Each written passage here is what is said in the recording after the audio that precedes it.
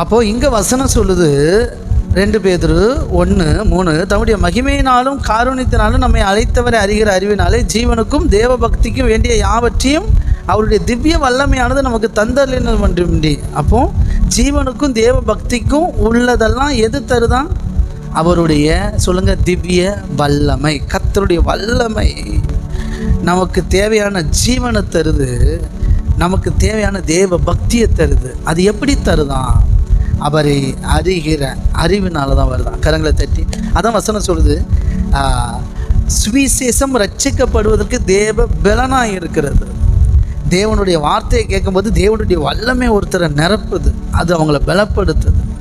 அவங்க தேவனுடைய வசனத்தின்படி நடக்கிறதுக்கு அது பயங்கரமான பவர் கொடுக்குது. சரிங்களா?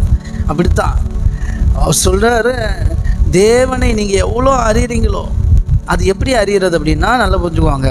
நீங்கள் தனியாக பைபிள் படிக்கலாம், நீங்கள் தனிப்பட்ட முறையில் ஜெபம் பண்ணலாம், நீங்கள் சபை ஆராதனையில் இந்த மாதிரி கலந்து கொள்ளலாம்.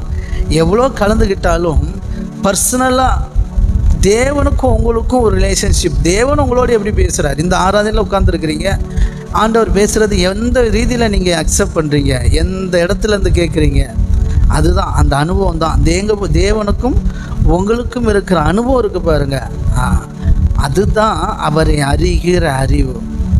அவர் அனுபவபூர்வமாக அறியுது, தியரியா இல்லை, தியாலஜின் படி அல்ல. அதுக்கெல்லாம் பலன் இருக்கானா இருக்குது.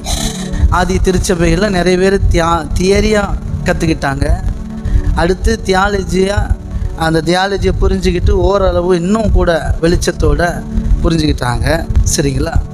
ஆமே. அடுத்து இன்றைக்கி இருக்கிற காலகட்டத்துக்கு தேவனோடு கூட நடந்து அவரோடு கூட ஐக்கியமாக இருந்து அவர் தன்னை வெளிப்படுத்துகிறதும், அவர் நம்மளோட பேசுகிறதும், நமக்கான எதிர்காலத்தை பற்றி பேசுகிறதும், நமக்கு அவர் முன்குறித்து வச்சுருக்கிற சித்தங்களை பேசுகிறத அறிஞ்சு அவரோடு நடக்கிறோம் பாருங்கள். அந்த வாழ்க்கை தான் நமக்கு நமக்கு ஜீவனையும் தருது, தேவ பக்திக்கு தேவையான எல்லா சோர்ஸையும் அதுதான் தருது, அவருடைய திவ்ய வல்லமையானது. ஓகே, எத்தனை விசுவாசிக்கிறீங்க?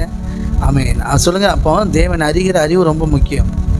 நேரம் கிடைக்கும் போதெல்லாம் கர்த்தரோடு நேரம் செலவு பண்ணி அவர் அறிகிற அறிவில் வளர்ந்துக்கிட்டே இருக்கணும். வளர வளர வாழ்க்கை மாறிக்கிட்டே இருக்கும். அப்படி அந்த அவரோடு கூட நம்ம சேர்ந்து ஐக்கியப்பட்டு அனுபவிக்கும் போது தான் நம்ம வாழ்க்கை ஒரு பரிபூரணமான நிலைக்கு வரும். பேருக்கு வாழ்கிற கிறிஸ்தவங்கள் சிலர் நல்லா தான் இருக்கிறாப்புல. சரிங்களா? ஒவ்வொருத்தரும் ஒவ்வொரு மாதிரி இருக்கிறாப்புல. ஆனால் மேலானது அவரை அறிய அறிய அறிய உங்களுக்கும் தேவனுக்கும் ஒரு ரிலேஷன்ஷிப் இருக்கும். தேவனுடைய வல்லமை உங்களிடத்திலிருந்து பயங்கரமாக வெளிப்படும். அந்த வல்லமை உங்களை சூப்பராக நடத்தும். ஆமென். ரொம்ப முக்கியம். தேவனோடு நீங்கள் நடக்க நடக்க நடக்க உங்களிடத்திலிருந்து அந்த வல்லமை வெளிப்படும். பேதுருக்கிட்டேருந்து வெளிப்பட்டுச்சு, பவுல்கிட்டேருந்து வெளிப்பட்டுச்சு. பவுலுடைய கச்சிப்பு, உதாரணத்துக்கு கச்சிப்பு தூக்கி போட்ட வியாதியஸ்தனே சுகமாயிரும், அப்படிப்பட்ட பவர் இருந்துச்சு. சரிங்களா? அதை குறிச்சுலாம் அடுத்தடுத்து நம்ம பார்க்கலாம்.